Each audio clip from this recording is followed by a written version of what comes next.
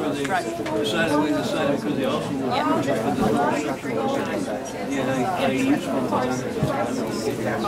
I was envisioning it as like more general and how to on how to actually and Lee has the materials to pass out. I have some resources that I can email people if they want to line up and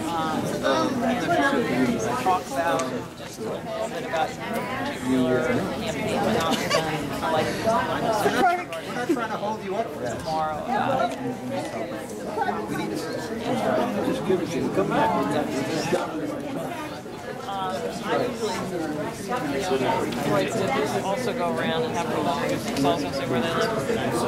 Hi everyone, I'm Pam. I'm the director of Common Cause Massachusetts, and Common Cause has been a democracy organization that's been working on these kinds of issues for about 40 years. Yeah. Along the way, we've done lots of different tactics, and we're talking about 2 different tactics today in this group. One of them is advisory ballot questions, and the second is local resolutions. So there's other tactics going on, like over here Carol's talking about legislation that's happening, but this group is about how to get the word out on Citizens United by passing local resolutions, either at the city select board, town meeting level, or before the vote. So Common Cause is particularly interested in the balance issue. But before we get started, if you wouldn't mind just going around and saying your name and what town or city you live in, that would be really helpful. My name is John Stewart. I'm from Boston, JP. Yes, like the guy on the Daily Show. That's a easy to remember. My name is Eleanor Court. I also live in JP.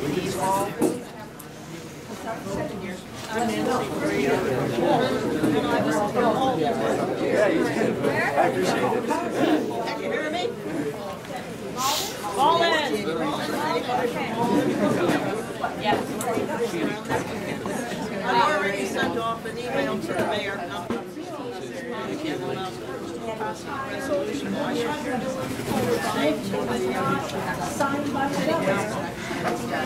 I'm Sarah, Boston.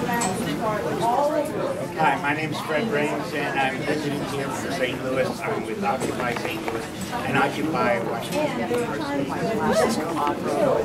Don Raines, I'm Mr. Alston.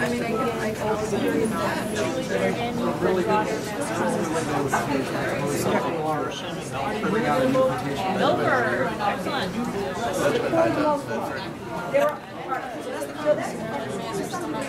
Somerville. Taylor Dar from Chelsea. I'm just doing like my own human mic. Lee Kettleson. I live in Acton. I'm helping Pam out here, and I moved to Amanda. So if you're interested in this topic and you want to stay in touch, I'll just pass this around and share it. All right, sounds good. Please do. Hey, I'm Andy Ennis. I'm from Occupy KP. I'm just live in Boston. I'm Sarah, and I'm from Weston, Mass. Which town? Weston. Oh, Not Western. Not Western. Weston. Sorry. Hi, I'm Dan. I'm from Where? Hi, my name is Ian. I'm a co-chair of Join the Impact Massachusetts, and I live in Boston, Back Bay area. Hi, I'm Eli with Occupy Boston. I live in Boston. And we missed somebody. Just saying. In Boston, you live in Boston? He lives everywhere. And Pam, I live in JP. So just to recap, we have a bunch of Bostons. We have 1, 2, 3, 4, 5, 6, 7, 8, 9, 10 different municipalities represented here out of the 351 cities and towns. Me too. Make it 11. All right. You need them. I represent four. Huh? All right, so make that 15 out of 351 cities and towns in Massachusetts. And actually, in terms of resolutions, we already have all of the cake passed. I think that's 7 towns. We have Amherst. I think there are 12 municipalities that have already passed resolutions in Massachusetts. So this is a tactic that's already up and going. Eli, do you want to just say just a minute about what Occupy has already done in your meeting? Well, we haven't done much, but there's a lot of energy behind passing a city council resolution in Boston. As Pam says, there's been a lot of success not only in Massachusetts but around the country, and in New York, in LA, massive cities. So there's a lot of precedent here, and we're meeting tomorrow. We can discuss this later, but we're meeting tomorrow around kind of a campaign to do the same thing in Boston at 3:15 at Encuentro Cinco at 33 Harrison Ave, Boston, Mass. Maybe at the end we can pass around a sheet and collect people's information. But yeah, so we're meeting to try to start this campaign in Boston. Keep this campaign going. So one of the first things you have to do when you're deciding to do this tactic is what kind of language are you going to put on the ballot? Or are you going to do in your resolution? And there's a number of different model resolutions floating around. Move to Amend and Common Cause have done a model. I believe Free Speech for People has a different model. And one of the ones that Lee and I like, she's copied. That's the one that was passed in Berkeley. Do you want to pass it around? Yeah, I don't know how many people we have, but I have 20 copies, so if you're with someone, That's okay. you can share. But this is what Berkeley did. And the reason we like it is that our organizations want to at least have the person put in the money for it, specified in the resolution, and Berkeley did that. They don't all, the ones that have been done so far in Massachusetts were much more vague. So that's, so those are some of the first pieces you got to figure out is what's your target, and then what are you pushing for. And ideally, you know, there's certainly room for diversity, but it's great if there is some synergy in terms of the language, because then you get, you know, the people speaking with the same voice as opposed to a bunch of different things. Well, we like corporate personhood. We want money in politics. You know, personally, I find Larry Lessig's proposal very persuasive. This is some nice language that captures a lot. Yeah. Is there a website where all the proposals have been collected yet? Is that something that can happen? Well, the Move to Amend website has many of them, and then if you combine that with the Free Speech for People website, they have a lot of some proposals on there, I know. So between those two, you should be able to see most of what we're saying. Oh, yeah, but the answer is no, there isn't one where everything is. And then actually, you know, that's something that in terms of Boston, I mean, Massachusetts we'd like to do, and I'm sure Occupy that might be a good something also for a clearinghouse to put everything up. Yeah. I couldn't quite hear. Between these two websites, will we find all of the towns in Massachusetts? Yeah, Free Speech for People has all of Massachusetts. And I know that the Move to Amend, if you go to the local organizing resources tab, and they have what cities have done around the country. Say Senate Bill 3 or 4. There would be a difference so far. A lot.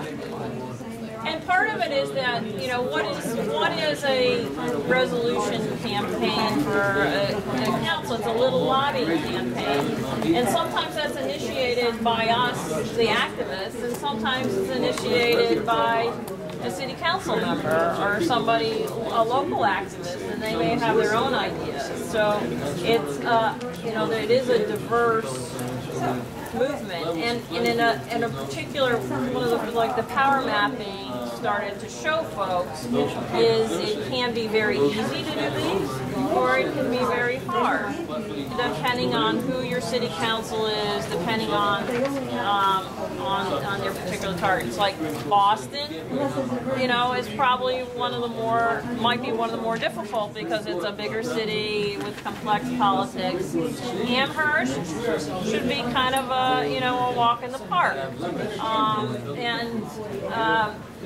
There is also town meetings, which is also a little bit more difficult, and our window for doing that is closing down. Some of our communities mentioned here have a select board, but then the real decision-making body is the actual town. You can have an open town meeting that's literally anybody in the town can come, or you can have a closed town meeting, which is an elected group of people, often around 100 that come. Arlington is an elected town meeting, and they actually vote on these things. So, like any lobbying campaign, you've got to know, you know, what your deadlines are, who your targets are. Is it the select board as first? Is it the town meeting?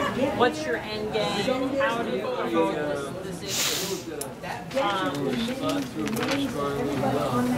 And it can be a really easy lift. I think we've got our hands full in Boston, but I think that's an exciting step to do. The deadlines for the town meetings are really soon. You're nodding your head. February 10th in Needham, I believe it's February 10th, and you have to have signatures, so you've got to pick up the petition and you've got to get enough signatures. It's only 10 for us if it's for a special town meeting, I mean for a regular town meeting, but if it's for the special town meeting, which is in the fall, then it's 100 signatures. So the lift is very light, but it's coming up. Yeah, can I add that? I mean, those who have town meetings, it is because you're a city person, there usually is an often fall one also. And one of the things you need to look at, like I'm from Acton, and I'm recommending we not hurry up and put one on the ballot for April, because we wouldn't have very much time.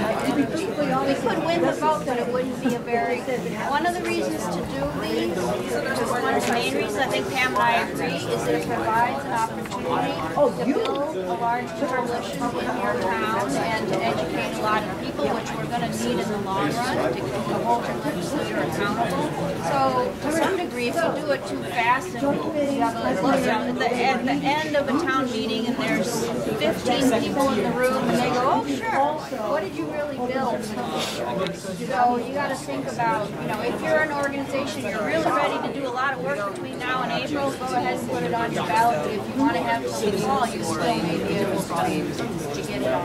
The same with your city councils. Think about leaving enough time and not talking to city councilors until you've had time to build a coalition on your town. What's happened to move to amend chapters in other cities is they start talking about it, and the city councilor has taken the ball and just put it through, and then they control the process, and there's no coalition built. The city councilors take all the credit, and so it's not always a good idea to go too fast. You know, think of it as an organizing tool.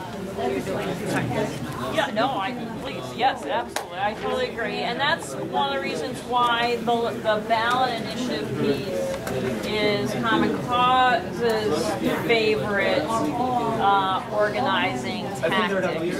That is to actually put a question in the 2012 ballot, district by district, because that's the only way you can do it now, about whether the voters support amending the Constitution to say that corporations aren't people and that money isn't speech, and that they're, you know, however we want to put the language. And in fact, we really want to work with a bunch of organizations to come up with what we think is the best language. For those, the deadline to the first possible back room over in this corner, please. If you're in the skit, we need our cast. Thank you. The first possible. Or if you're interested in being in the skit, we've had a couple of dropouts. Okay? Skit, back of the row. The first moment that you can actually grab a petition is April 24th. And then you need 200 signatures for each representative district, which means you have to collect 200. Which means you have to collect about 260 or so for each state representative district. Now in Western Mass, that's pretty easy because each representative district is a number of towns. In Boston, it's a little bit more difficult, or in Cambridge, because they each have a boatload of representative districts.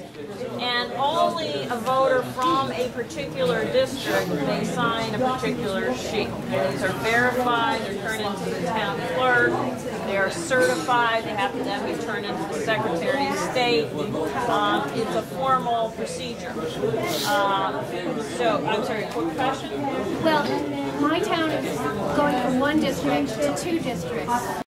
Representative or Senate? Representative. Oh, okay, okay, we're good. But what if the district map changes from this year to 12? What's the district that you have to get? It's from the new districts that are going to be voting in 2012.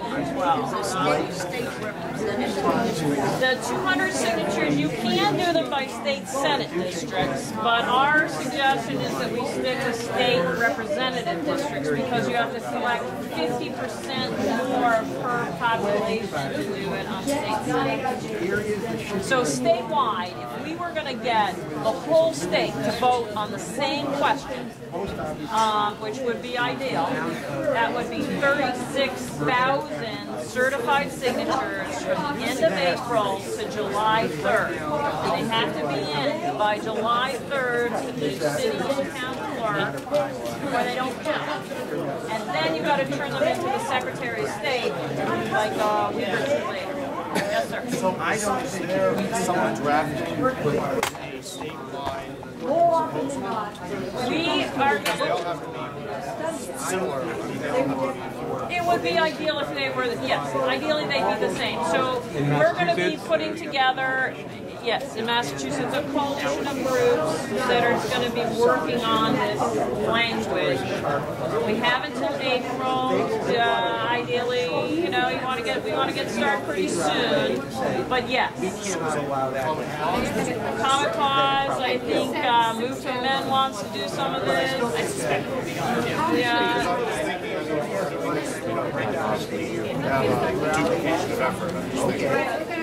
We're talking about making sure what you say is to have these occupied, work out, see if we can work out language together. It just seems like it's starting with a lot of because it will be so much more effective if we're all. That's why they pay. But it's a little different when you're doing something in your own city house. Maybe it can be a little easier, but it's still better to know. Yeah. Because again, both of these things don't get you a constitutional amendment. The goal is public education and to put pressure on your Congress people. But frankly, in Massachusetts, I don't have the sign-ons. Do you? I thought it was just one. Huh? I thought it was just McGovern. Just McGovern? But I think Capuano has said he supports it. It's public education. I don't know what I could make. This has to happen. All of these guys, this movement is in its infancy. It sounds a little nuts when you first start to hear about it because the constitutional amendment is a really heavy lift. I mean, it's 2/3 of Congress and 3/4 of the states. Yes, sir. I'm confused because, like, you said that, it's not really good to start so late in the process, but then you said, like, it's good for education to put it out there. So, I mean, maybe we can just start it, and I have an idea that, it's like maybe we can just start it so that people can socialize themselves. No, it's more like it's better to, if you're going to actually vote on it, it'd be better to have have until November because you've got more time to do education, but still decide to do it now. You know what I mean? If it's April, you know how quick it is April. February, March, now it's April. You don't have a lot of time. We have like 3 or 4 weeks left to do it for the Springtown. There's about 2 tactics. That's really fast. Yeah. There's 2 tactics we're talking about. One is getting it on before your town in terms of a local resolution, and the second tactic is putting it on the ballot for the state in a representative district. That's kind of confusing. Does that make any sense? You say 2 tactics? Yeah. You said Senate just clerk of fiction. You said Senate district. Yes, in theory it's fairly free of expense. I'm just thinking for cost resources go that might make a resource that we do provide. So a Senate district, and again, I think this does need to be coordinated, particularly if we're trying to cover the whole state, so that people, you know, face groups or sign up for different chunks. But just for people's information, and the Secretary of State on the website has a very good how-to on this. These are called public policy questions. You can go to mass.gov/SEC and you look in the elections division. If you sign up on the list, and I can also email you a copy of it.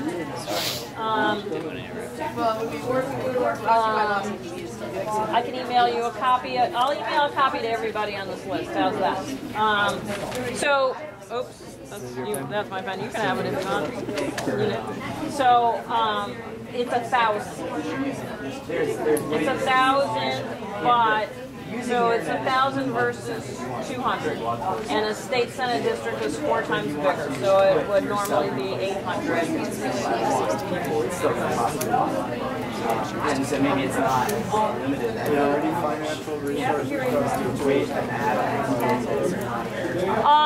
At the moment, we're working on it. Yeah, there'll be some. So we've done public policy questions in the past many times. We've never done one statewide, but it's usually the beginning of a campaign. Clean elections. Who was around and did anything on clean elections? Anybody? No? No? All right. Well, clean elections passed statewide in 1997, but in 1991, 92, and in 94, and in 96. 97 was the signature collection, 98 was actually ballot. We did public policy questions. Common Cause ran another campaign for an independent redistricting commission. We did public policy questions in 1994 in 15 representative districts. We tried to pick different, cross sections. So we didn't do them all across the state. But you have to do, and this is true for a city council campaign too, you've got to do forums, so you get out and you talk to people about it, you've got to do door-to-door, you've got to have literature, little handouts for people to say what they're going to be voting on, or in city council, what they're supporting. For an election campaign, you've got to, in some communities especially, you've got to have signs, you've got to dress the polls, you've got to have a little, so there's a lot of steps to happen, and the question is a very good one. Is it responsible to do that if you have no resources to print up your literature, to do any kind of communications, et cetera, et cetera? And that's a fair question. I think right now, they've been quick to pass them in some cities, but at a certain point, the corporations are going to form their little organizations to fight against these. They will fund create organizations to fight these ballot questions. Right. It may not be very soon. At some point they will. So you don't want to do it if they might get defeated. My experience so far, even like for clean elections and stuff, even though they spent $1 million defeating working, on one the legislature put on. When they smelled real blood and water, they didn't do it earlier, but yes. I just have a comment. I'm not that familiar with your organization, so I don't know how much you know this already. I mean, it sounds like what you're talking about is building a statewide network. If it doesn't require... Okay, so I'm going to ask that in about 5 minutes you guys wrap up, and then we'll have a brief skip. No, I'm just recording. I'm not sure if Common Cause is one issue, but I'm just thinking it would be a really good idea to take a snapshot of that framework. So if there are other issues that particular issue type things that might be of importance, then we can utilize that same network for everything. I know I'm way behind people get connected to these issues in different ways. Right. And that's why coalitions are so important. Because, a lot of times it's an accident by who you get involved in. It isn't necessarily who's your ideal, it happens in marriage sometimes too.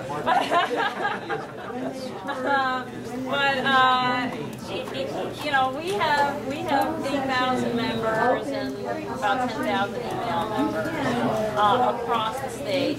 But there's other groups that are stronger in Boston. There's local groups that are stronger in Western Mass. There are people that are, aligned with Move to Amend, Alliance for Democracy, Public Citizen, Mass Vote, Occupy, and so that's why it's always so critical to work together if we can, and then on the next issue if we can, and then frankly as Leslie was talking about the Tea Party, who knows? It doesn't really exist in Massachusetts, but this is the kind of issue that we have worked with them on in other states. They have supported public financing in certain states. They have supported transparency. And so, the more the merrier.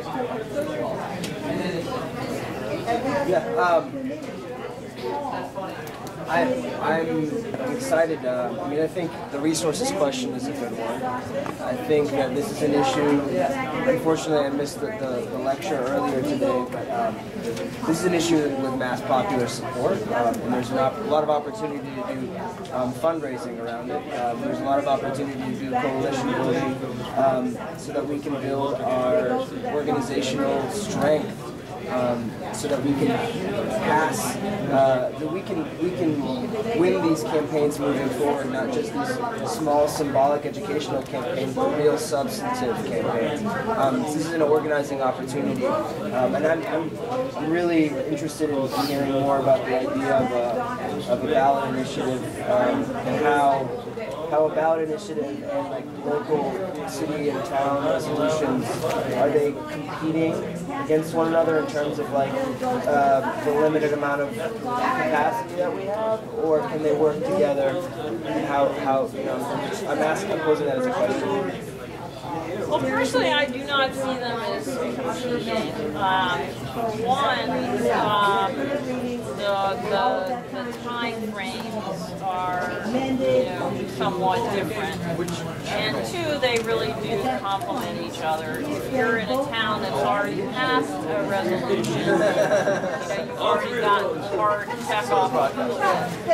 A ballot initiative is the people voting. It's not the people's leaders voting. And again, this town meeting is a little different. That's the people voting too, especially if it's an open town strategy. But it's just a different way of